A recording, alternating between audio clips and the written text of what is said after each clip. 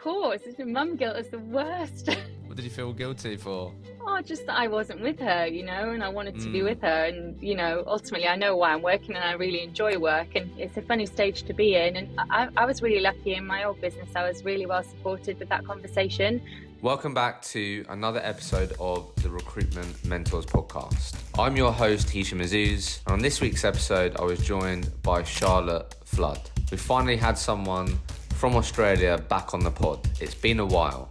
Charlotte, you've been, in recruitment for over 10 years, and you've really, consistently built a network and served the PR and communications industry. You're building your family unit whilst building your career, so you're the mother of two. So in this conversation, we speak about her journey in transitioning to selling retained solutions and how she got much better at pitching and successfully selling that solution, as well as something that's really important to Charlotte, and that is building a family that she's proud of whilst building her career in recruitment. So we definitely talk about prioritization, time management, productivity, and a whole lot more. What you believe are the common characteristics and traits current top performers in today's market have in common? Yeah, I guess for me, it's all about...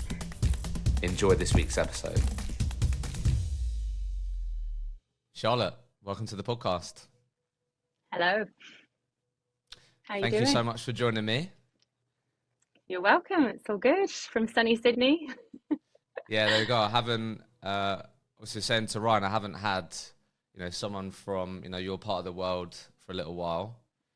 A lot of people that do listen to the podcast are based in Australia. So I'm really excited for this conversation. I guess what I always like to do for people listening is just give them all some immediate context on who you are, the journey that you're on, and if I miss anything in terms of the key highlights, please correct me.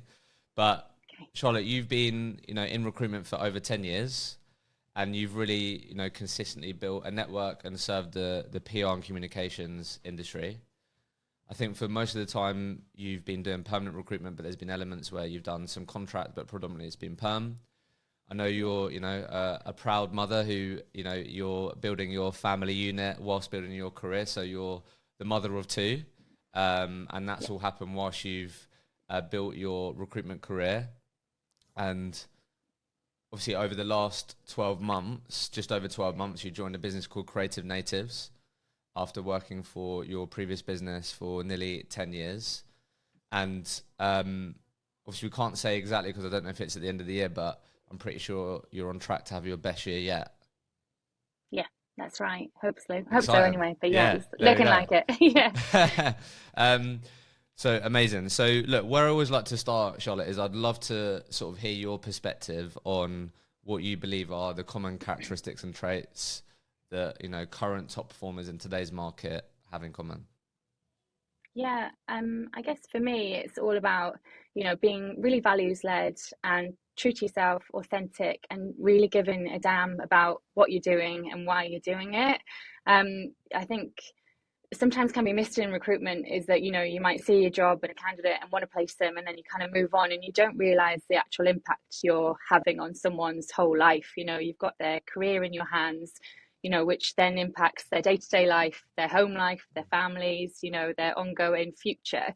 So I think, and then, in turn, the kind of mental health aspect as well. So I think taking a step back sometimes as a recruiter and really focusing on that and understanding that and having that level of emotional intelligence is really, really important. Obviously, for me, to be a really good recruiter, I think you need to be really good at prioritizing and just kind of really setting things out for the day, but also being compassionate and honest and managing expectations around that as well, and also being curious. I think asking questions is really imperative. Organized, really driven, and then also I am competitive. I'm not competitive against my team or anything like that, or against individuals, but I think inwardly competitive. I don't think there are any recruiters out there who good recruiters that have done really well that can say that they're not competitive. I think that's just something that's innate in a recruiter, in a good recruiter anyway. And then I think certainly something that I've experienced is to have, like, you do grow a bit of a thick skin. It's important not to take yourself too seriously. You are going to experience knockbacks and days where it just all goes to shit. And, you've just got to be able to pick yourself up and dust yourself off and get on with it. Mm. And yeah, it's all about that for me. Yeah, loads there, right? Prioritization, mindset, resilience.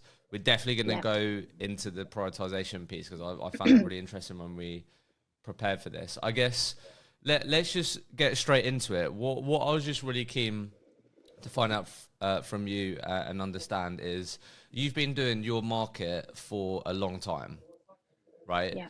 So I guess where I just wanted to start was I'd love to get your perspective on how has Charlotte made sure that she doesn't get complacent. Because I really feel like, when you've done a certain industry for a long time, you've been doing it for well over a decade, you work for one business for nearly 10 years. So, complacency can creep in. You have your clients, they give you the great jobs, you have the people that you speak to. Not saying that, it's still not hard, but complacency can definitely creep in. So how have you mentioned competitiveness there, but how have you continued over the years to really make sure that, you continue to keep trying to improve, keep trying to get better and not get complacent because you've done the same market for so long?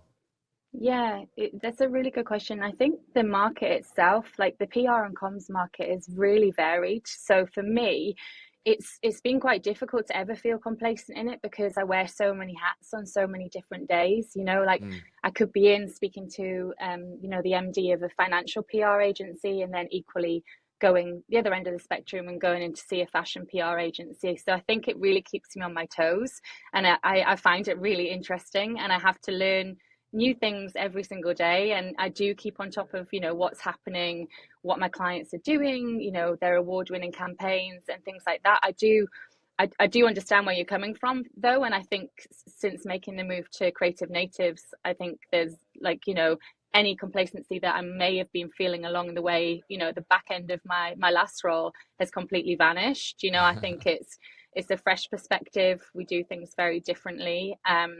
We've got a lot of great tools here. The team's really engaged, and yeah, I've never really thought about getting complacent in the market that I'm in, and I've never really felt that way because I do feel like I am challenged, and we do challenge ourselves on a day-to-day basis, and it's a very busy desk. I don't think there's been much time for complacency, to be honest. No, love it. Okay, cool. So would you mind just sharing, because I think this would be helpful for people before we go into the sort of granular details here. I think, correct me if I'm wrong, but obviously in the last 12 months, not entirely for the whole year, but over the last 7 or 8 months, have you been on a journey where you've been working a lot more on like a retained basis with your clients and customers? Is that fair? Yeah, that's right. That's right. Yeah, I'd say we're working in much more of a retained model for the last 9 to 10 months now, which Yeah. has been great. Okay. Um, Cool. So, sorry, I was going to say, yeah, we'll definitely get into that, but I just wanted to make sure that I understood that and yep. clarified that. I guess, like, why don't we, one of the things that when we prepared for this that I found really interesting, just to sort of just go really granular here really, really quickly, was you shared with me how, like, right now you work 3.5 days or 4 days? I work 3.5 days. Yeah. 3.5 Yeah. days. We're on Yes. track to have our best year yet, which is what, around 700 something, right? Yeah. Yeah. Around that, I should expect, hopefully. And obviously the best year before that, I think you said, was just under 600. Yeah, probably around the 550 mark. Yeah. So I guess what I just wanted to, get your perspective on was, what do you think, because you told me that you got really good at just basically saying like no, prioritizing, being like really on it, because Charlotte has to do the school run at whatever time. You have to, you have to leave the office. You have, really protected time with your family on Fridays. Yeah. So I guess I just wanted to start the conversation of, if you were to look at like your earlier career, or as you were, climbing the ranks and building your brand and market, what do you think in hindsight Charlotte probably said yes to, or found yourself working on, and the way that you're working that now you probably wouldn't? So like what things now would you say no to that maybe, you know, as you were early on, you'd say yes to and you would do that maybe, yeah, resulted in you not being as efficient, not being as like, you know, proper on it because of your time. And then, yeah, we'll go into like how you do it now. But I just thought I'd start there because a lot of people listen to this, you know, building their career. Yeah. And sometimes you have to, you know, go on a bit of a contingent goose chase. You have to learn things the hard way. But looking back, what do you think you probably said, yeah, yes to and allowed compared to what you wouldn't allow now, if you get what I mean? Yeah, absolutely. I think I probably, you know, fell into the trap. I'm a bit of a people pleaser. Like I like to help Mm. people. So I probably would have fallen into the trap for sure of basically just trying to help any single candidate that came across my desk because I thought, you know what I mean? I just, you know, they might not have even been relevant for my space and just, you know, and trying to engage with them on some level, whether that be a quick phone call or an email or whatever that may be. And then equally, you know, which isn't, it's just not time efficient. Like you just can't do that, and it's also not managing their expectations either. You know, if I can't help somebody now, I have like, because I'm so probably time poor to a certain extent, I have um like canned responses in my emails, so I do Mm. respond to everyone that comes through to me if for a role or whatever that may be, but I can point them in the right direction, or I'll give them like an immediate response so that I feel like I can park that and move on to like important tasks. And equally, I would have definitely picked up rubbish briefs because I just would have been like, oh yeah, I'll work that. That's absolutely fine. You know, and you look back and you think, oh my goodness, what did I do that for? Or there was no Mm. information there, and you know, no solid brief, didn't agree with the values of the business or anything like that, you know, and how am I ever going to get anyone to work there? And then that's detrimental to everyone involved. So Mm. yeah, for sure. So talk to me about rubbish briefs, because I think we can all learn from that. Like, what did rubbish briefs look like? Was it you was just an order take and you're like, yep, no problem. Yep, salaries like nowhere near what it should be, but yeah, no problem, could do that. Like, what did a rubbish brief look like? Oh, don't get me wrong, I still get the old one-line emails, you know, sent to me, and I push back on them now, you know what I mean? I can't do that, and I'm happy to. But yeah, I guess, yeah, just, you know, oh, I'm looking for an account manager for my business. And like, what are you meant to do with that? That's no information whatsoever. And then Mm. also equally, if you do get them on the phone and they're not willing to share any information with you, you know, on you know what's expected in the role, the background of the talent, whether they, you know, do, whether they think outside the box, whether they've got an evp in place, like you want to be asking those kind of questions, you know, and you want Mm. responses to that, because my market is so talent tight that if I get a great talent, I can, you know, I can phone a number of agencies who will then want to interview them. And if I get a rubbish brief, there's just nothing I can do with that. Like it just, there Mm. has to be depth to my briefs. So Yeah. Do you think, is there any advice that you could share for someone that, you know, is in the first couple of years of their career, and, you know, it can be hard sometimes to really lean into that being a consultant and not being an order taker, because, you know, you continue to build your confidence, you continue to build your track record. So sometimes you can just feel really grateful that they're giving you that job or you've got that opportunity. But of maybe deep course. down you're like, this is going to be really difficult. But how do I sort of advise them that, you know, this isn't realistic. This is going to be really difficult. And I think sometimes as you get more and more experience, you're like more comfortable to do that. Is there anything Of that you can course. share that maybe you would have, you know, given yourself advice on to help you have less poor briefs, or like would you approach it a bit differently? Anything to share there? Yeah, I would say, like, you know, if a client's going to engage with you, you then want to book in like a proper time slot with them. So you want to Mm. have a video call or in-person meet. I think that's imperative. And then feel free, like I still will sometimes have like mini scripts that, you know, that of certain questions that I want to ask a client. Like I think it's really important, especially when you're starting off, to almost have that script and Mm. just be like, these are the questions I'm going to ask.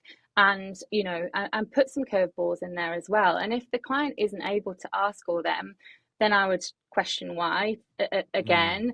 And then also I'd feed back to your client and say, you know, it's brilliant to take this brief, really appreciate the business, but you know, I'm going to struggle X, Y, and Z in these kind of areas. The market's really competitive. It would be great to go a bit more in depth, you know, have a proper JD, have your EVP, you know, I want, can you look at, like, you know, part-time work, increase flexibility for this?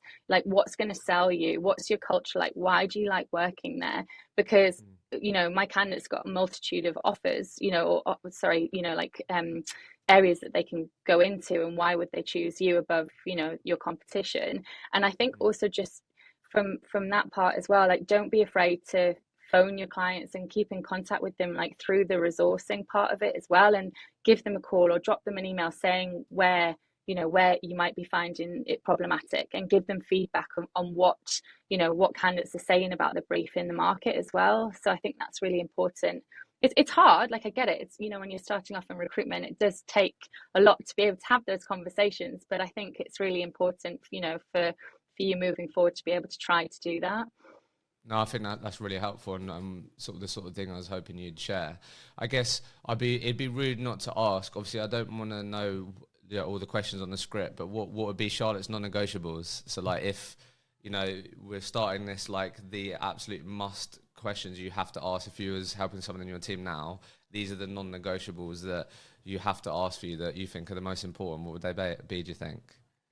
Yeah, I mean, obviously, you'd want to know, what the role and responsibility looks like, what the structure of the business looks like, what type of person works well in the business, why that person, the hiring manager, works there. Everyone's got a pros and cons list when they're about to join somewhere. You can ask questions like, what was on your cons list? What was on your pros list? What they do differently to their competition. Who are their clients? What stands out to them, in the market, like who are their competitors, where they benchmark themselves. And then the EVP bit for me and for us as a business is massive. Like, we want to know, like, what you're doing in terms of training and development, what you're doing in terms of holiday entitlement, parental leave, working with, like, charity partners, and whether you support return to work parents in your workforce, whether you consider increased flexibility. All of that's really important too. Some great things. And obviously, if you do, the thing is, right, if you get all of that right and you get all of that information, it's just gonna hugely increase the hopefully chances of you being successful, right, and helping that business. Yeah. And if they're not willing to give you that information, or it's very high level and they're not willing to give you the time to go through it, it's probably a job that you don't want to be working, or a client that you want to consider saying no to. Look, I have to work this way. Maybe this isn't, maybe we can't work this way, or like that. Yeah, we need to have that information, right? Yeah. And I think like the whole thing is about being honest, and having that level of trust, and you want to build those kind of relationships that you can look back on and go, look, this is where we started and this is where we've got to, and I know your business inside out. And we don't often ask the salary question when we're picking up briefs either, because I suppose when I've been doing it a while, as you know, like, I can tell a client what the market rate is for that role. Do you know what I mean? And I'd hope people would be able to get to that stage too as well, rather than having to be dictated by a salary bracket. Yeah, for sure. So talk to me then about, like, how have you got really good at just being very, like, focused, diligent with your time? Like, what do you now do that's maybe a bit different compared to, maybe 5-6 years ago or whatever? Because I think we spoke about it, right? There is a lot of power when, like, if you have to get a certain task done by a certain time, there's just more chance that you're going to get it done because there's a certain time, rather than knowing that, I can stay later, or I'll just stay a bit later. So I'll get it done, and then it can sort of get pushed and it can roll over. So how have you, how do you now, people are always interested in this stuff, Charlotte, like, how do you now set up your days? You're working 3.5 days a week. How do you now set up your days to really ensure maximum output and efficiency? We want to know the day plan and how you prioritize things. Yeah.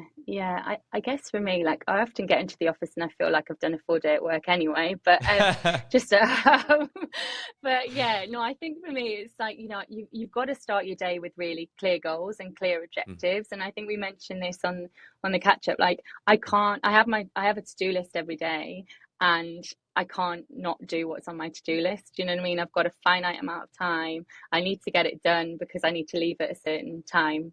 That's just how I do it. you know, I've got to set boundaries around my work as well, and you know, my family life. That's really important to me. So I think, you know, having those lists, knowing exactly my time frame for the day is really vital. And then, you know, as I say, prioritize what you've got going on in the day, and tick things off, review it at the end of the day, and as I say, yeah, just get it done. Yeah, so it's just becoming non-negotiable for you to Yeah, get things done. absolutely, Okay. absolutely.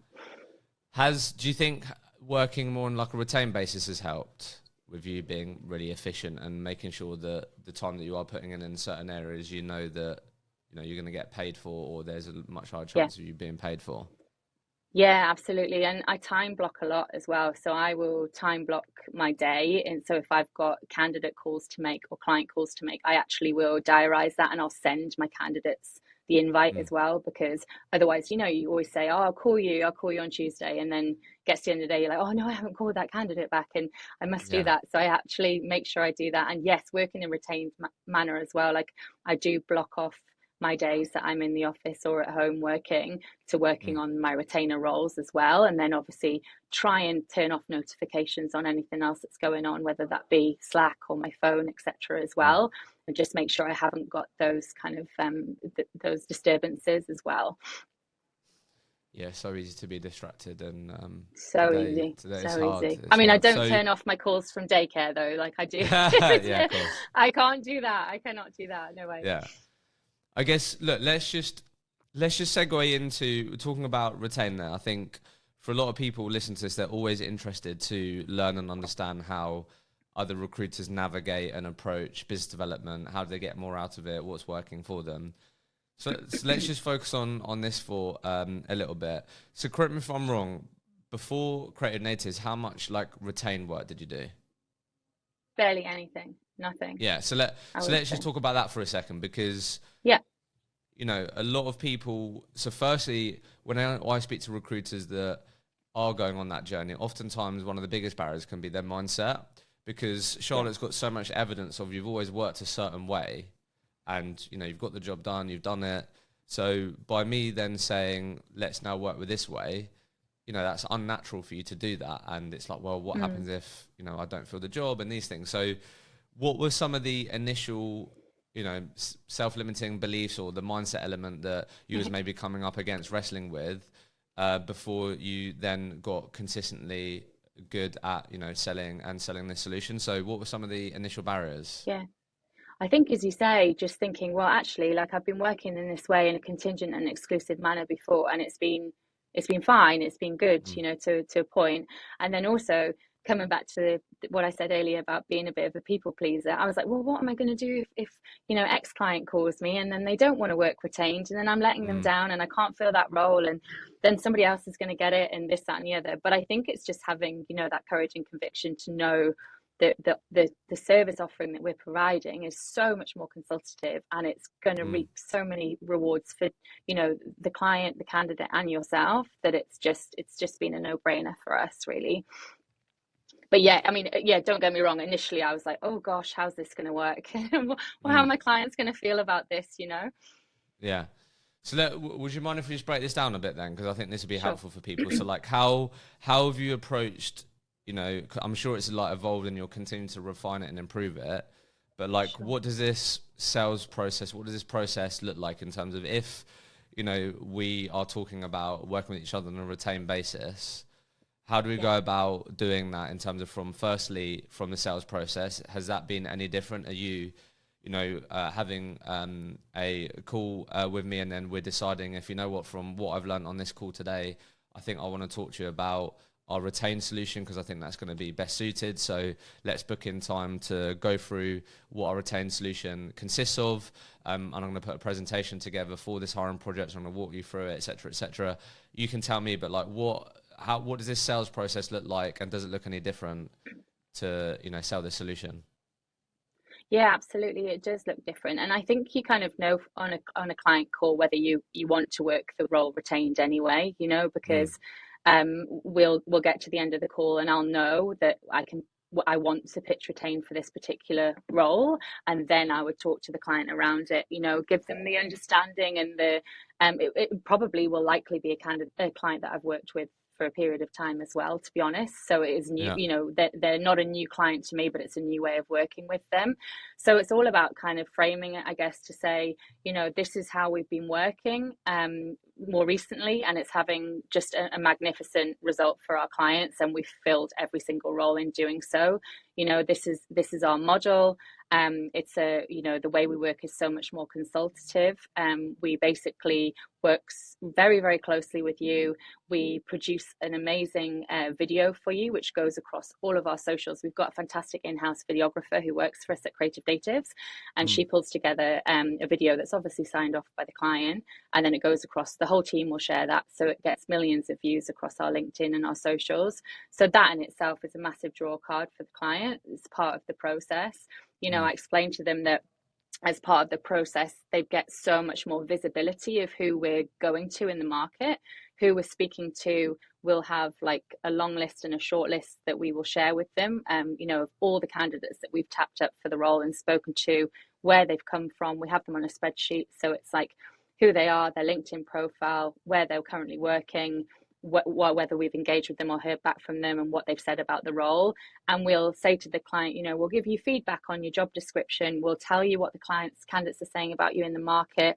We have a regular check-in with you every kind of 7 to 10 days, so that we go through on a video call or a quick phone call, whatever's best for you, and we run through, you know, where we're at with the role. So we don't just kind of leave you high and dry. We've got regular check-ins.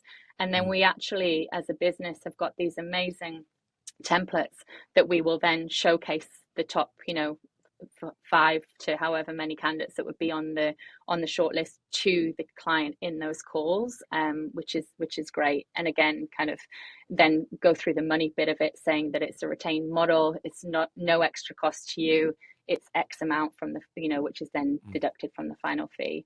And then the good thing is we have an amazing in-house marketing manager here as well, and she's generated some amazing kind of flyers and, you know, infographics and things around our retained model and how it sits compared to the contingent and the exclusive model. So you can actually see the differences, you know, they're kind of ticked in green and, you know, all of that, which looks amazing. So again, we'd follow up the call with it all spelled out to the client. So everything's in the body of the email, and then the flyers are like attached, and then we'll give like examples of like other videos that we've done for other clients and how that's worked. This podcast is proudly partnered with Vincere, the all-in-one recruitment agency software that over 20,000 recruiters trust daily.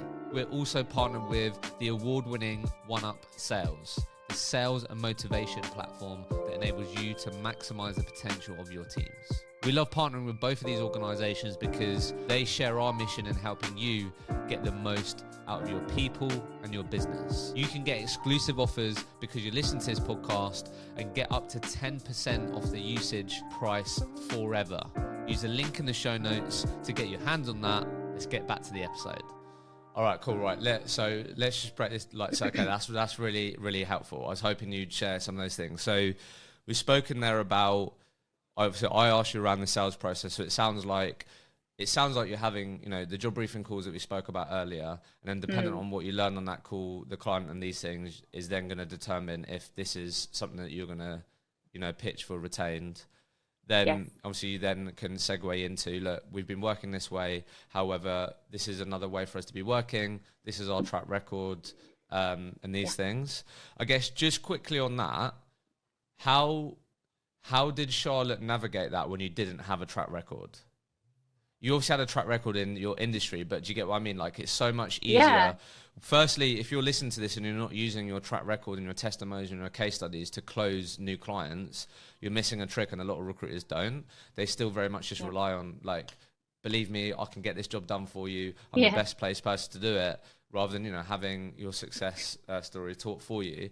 But like, how, in those first initial approaches, how did you find it when you couldn't lean on, we've done these amazing videos for X clients like you, we've got this success. How did you navigate that? Just curious. Yeah, it's a good question. I think we went out to like clients that we potentially hadn't worked with before, and just said, Mm. this is our way of working. And Right. then we then reaped the results through that. And then, so we didn't say, yes, of course, this is our statistics, this is what we're doing. And then we moved on to clients that we did have a very We did good it with, relationship yeah. with, and said, this is our way of working right now.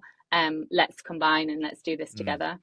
And I guess the thinking there is, it would have been harder to go to the existing people because been used to working a certain way.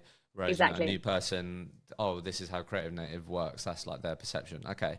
So just quickly then, just to tie this bit together, Sure. because you mentioned a few different things there. You mentioned, really like the idea around the sort of video job spec or the video story around the employer. I really like that. I think that's a great idea, and what a unique asset to be able to go to the market with, whilst also hopefully giving potential employees just even more insight into what it might be like to work there, which can often be really difficult to truly understand in the interview processes and these things, right? So absolutely love that. Obviously you mentioned check-in calls, you mentioned like a spreadsheet of visibility of what people are doing. So just to help us out then, you're just talking about your asset of, this is what our contingent service looks like, this is what our retained service looks like. If me and you decide to start working with each other, because I have 3 PR director roles that I want you to work with me, and I start working with you on a retained basis, what are the fundamental core elements of that process then that makes it more consultative? Could you just so I understand that? So is it, okay, from this point every week we're going to have a check-in call, we're going to get this and this? Would you mind just breaking that down, because I think that would be really helpful for people? Yeah, absolutely. So no, we diarize, like it'd be your call. So you'd say, yep, Charlotte, I'd love to check in on 3 o'clock every Monday morning to see where you're at with the role. So we diarize that, and then I'd give you a call every Monday to say, okay, listen, this is where we're up to. The video, we run like a 2-week video campaign, which, to be honest, can go further than that as well. So we'll say, the video came out last week. It's had X amount of views across the business. We'll bring those stats into it as well, which is really good. Clients love that, to know how many eyeballs have actually been on it. And then we'll say, okay, we'll share our screen. We'll run through like a document with you and say, okay, we've reached out to 65 people. Here they are, and we'll leave you with that. That's your own document to have as well after the call. And then we'll obviously continue to keep adding and amending that, because it's a Google Doc. We'll run through who we've already got on the short list and then the long list. And then depending on when, so for me in PR, it's a little bit different, because if I get a good candidate, I'm more likely to send their profile over with a synopsis straight away to my client, because it moves pretty fast. Sure. Which I suppose, that just is how I have to work on them. But ultimately what you want to be doing is getting a short list of 3 to 5 people that you then would showcase to you, and let basically in a visual form as well, run through their backgrounds and why they would be potentially good for the role and things like that. So it's very visual, but it just is so much more consultative. We get your feedback, you get ours. We tell you maybe tweaks that you might need to make on the JD, why people are saying that they're interested in the role, why they're not, what their feedback's been in market. So you just don't get that in an exclusive or a contingent model. Yeah, so interesting, the visibility piece, isn't it? Like how powerful that is, just being able to, because a lot of those things, let's be honest, you might have been doing those, you would have been doing those things, but it was just internal to you, and like you would know all that information rather than the client. Yeah. So it is interesting, right? Just by flipping that on its head and just giving them as much visibility as possible, really showcasing the work that you're doing. You've got those weekly check-ins, they're bought into it, you're bought into it, you're advising on, look, this is what we keep running into. Do you think we should maybe consider tweaking this, changing that? And then you said there's something that's really interesting, and then like this data that you're then, curating and collating, they then keep. Is that right? Yeah. So basically, it's like a live document, So we will continue to work it, and they will be able to see the amends being made, and we can send a new document before each catch up, whatever works best for them. It's all about accountability, isn't it? Really, at the end of the day, like that retained piece just makes everyone so much more accountable for filling that role and getting it done. I guess part of that sale as well is like, look, I'm going to help you, get this person that you need. But also in the medium term, long term, I'm also helping you build a bit of a talent pool here, or, you're also going to be left with like a whole, community of people that have heard about your business, heard about your story, Yeah. that maybe they can tap into in the future, right? Yeah, absolutely. So just curious then, what's ended up being like, how do I say this? What's ended up being your capacity out of interest? Like, what, I know it varies, but like, what have you had to learn the hard way of, like, how many is too many retained searches on the go at one point? Like, what's ended up being, I know every market's different, but people might be Yeah. interested. Okay, if I work that way, then how many other jobs could I be working? Because that's the nice thing about contingent, I guess, is like, if I get 1 or 2, 3 candidates that, you know, is the right type of skill set for these 5 different companies and these 5 different jobs that are hiring, I can get them into all of those. So how have you found that out of interest in terms of the capacity and how many jobs you can work this way? Yeah, that's a really good question, because I think that was a little bit overwhelming at the start as Yeah. well. You know, that is probably a mindset piece as well. So at the moment, for example, I'm working, I think, 4 or 5 retained roles, and Yeah. the rest will be contingent and exclusive roles to us. So yeah, and again, for me, I work 3.5 days. Do you know what I mean? I have the capacity Yeah. when it comes to retained, you know? So yeah, I think Mm. that's a pretty sweet spot for me at the moment, maybe around that kind of 4 to 5 Mm. mark. And then obviously, it is tricky sometimes when a client of yours, because our clients do call us now and say, how can we get a video out on LinkedIn? Like, what are you doing for those Right. guys that you know, we want that, we want a piece of that as well. And then being, you know, having to say, well, listen, I'm at capacity at the moment, but as soon as that role's filled, I'll take you on as a Mm. retainer, but I can also in the background, you know, help you look for somebody too. So Yeah. yeah. Okay. No, I love that. So look, gone, you know, really granular on job briefings, retained, which has been pretty fundamental in your, you know, journey so far. I guess let's talk about something that's absolutely, you know, so important to you in your life, which is family. Like, just, I guess, why don't we start with the conversation? Like, just curious, like, what was your experience of going into work knowing that you're gonna have to tell your manager that you was pregnant with your first child?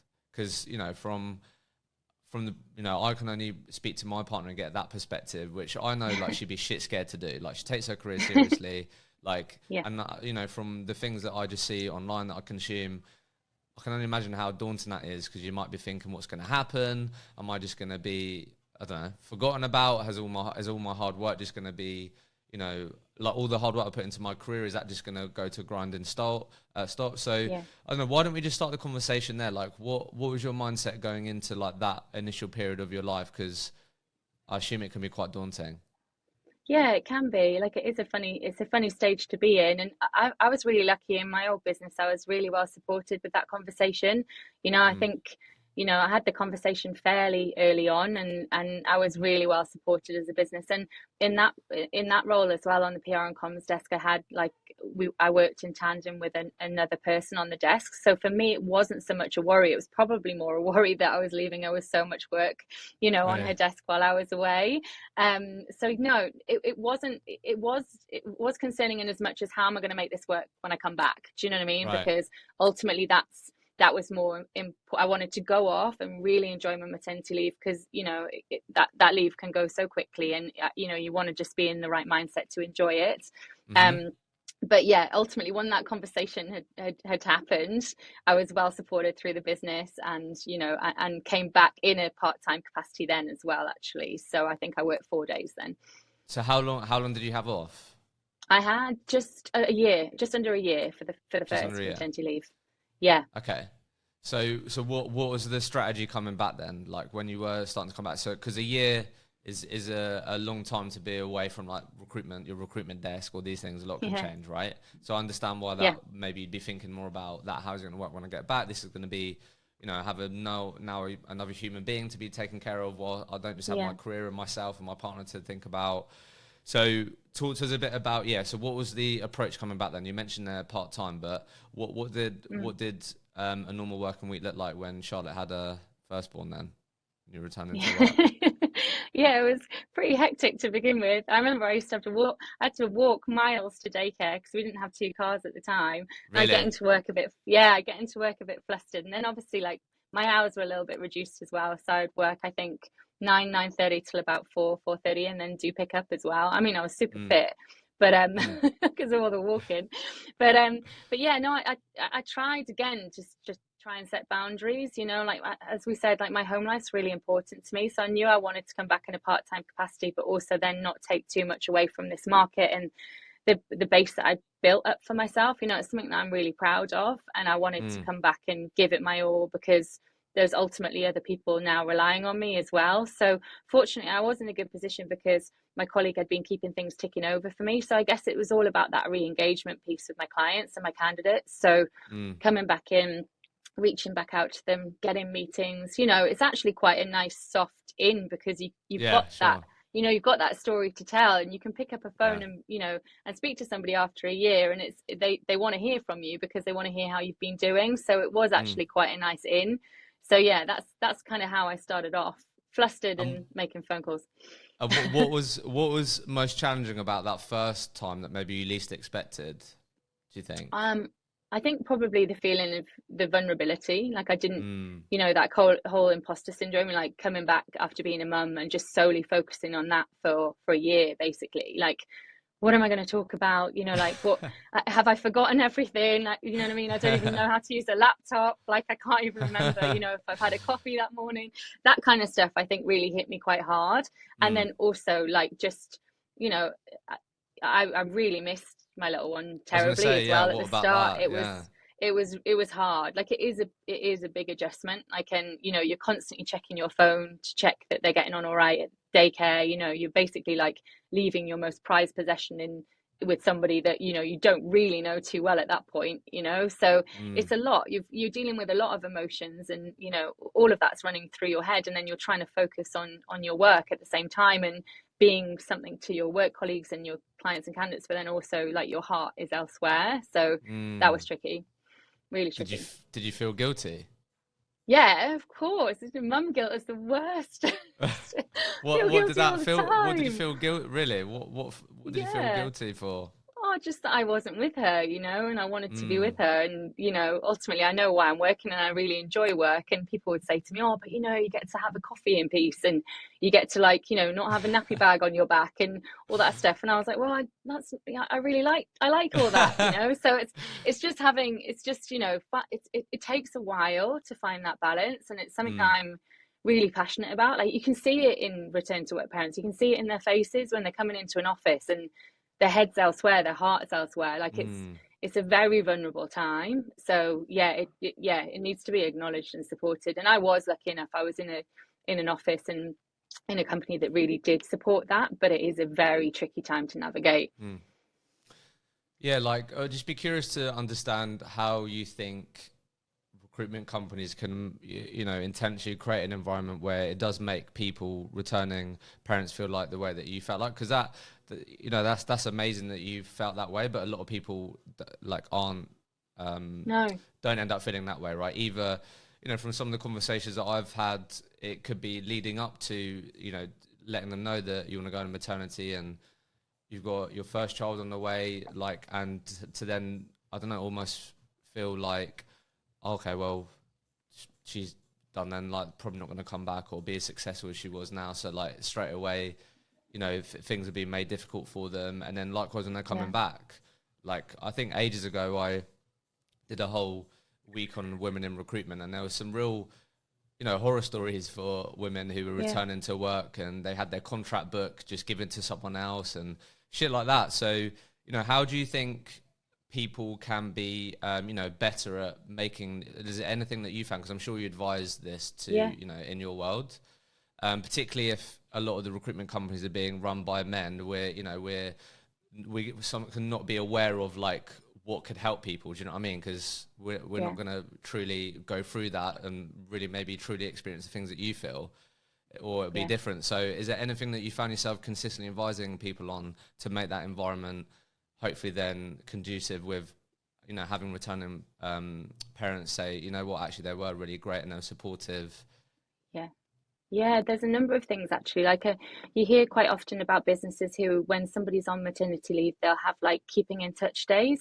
Mm, So they're like, I think they're called kit days in the UK, certainly that, you can take them or leave them. I actually probably think I probably wouldn't have wanted them. Like, really? I was quite happy to just have my head down and being a mum. I love it. But, for those big kind of like days or offsites or like, big kind of team announcements and things like that, the parent is asked to come in if they'd like to, and they're paid for those keeping in touch days, like things like Mm, that's a really great initiative to offer, just to at least offer somebody that's on maternity leave, to just prove that they haven't been forgotten about, like they're still important to the business. Like I think that's imperative as well. And then also, like just, I had orientation with my little girl going into daycare. It's almost like you kind of need that coming back into the workforce as yeah. well. Like is this stark reality when you walk in that door and you're like, oh my God, I've got to be here for like 7-8 hours or whatever it is.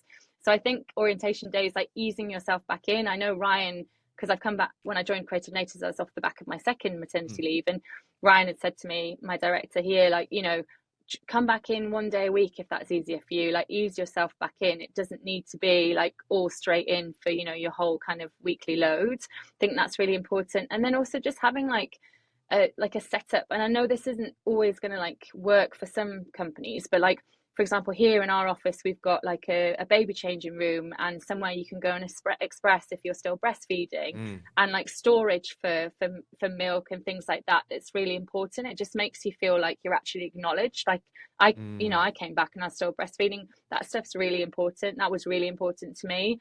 Um, That's and then amazing. also just, Because they're yeah, the and then things also that just, guys wouldn't fucking think about. That's just the truth of no, of it. course not. Of Do course you know what I not. And I mean? was terrified. I was terrified someone was just gonna like use my breast milk in their cup of Yeah. coffee. So I was like, Imagine. I was Imagine. properly Wow. labeling it. Oh, some Surrey Hills hipster Oh, around that'd be a here. crazy Get story a around shock. like, yeah, I just, oh, can you make me a tea? And it's like, yeah, I use this milk. I was hoping that's all right, but but that's Definitely awesome. Yeah, not. it's like those types of things, right? Yeah, yeah, they're Mm, really good initiatives. And then also just like, having colleagues that understand, whether they're like parents themselves and, they can see it in your face when you might need to take a break or have a walk around the block. mm, And then equally, colleagues that maybe don't have children or don't have a family, just to be like, do you know what? I'm going to take that person out for a coffee or for a wine or mm, something like that, just to kind of like have a general chat with them. Because, you just don't know, what a daily struggle is like for somebody just mm. coming straight back into a business after having a baby. So yeah, as you said, you went through, you then brought another human being into the world, Yeah. family of four.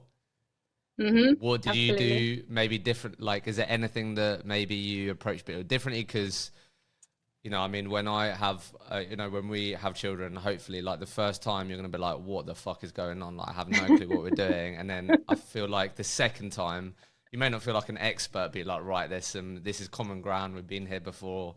So like the second time round, was there anything you did differently that you've, found maybe help that you didn't think of the first time, whether that be, leading up to going on to maternity leave, whether it be returning back? Yeah, yeah. I think, well, obviously I returned, like leading up to my maternity leave, it was like right bang in the middle of like when COVID had happened. So Mm, for me, I was working from home anyway.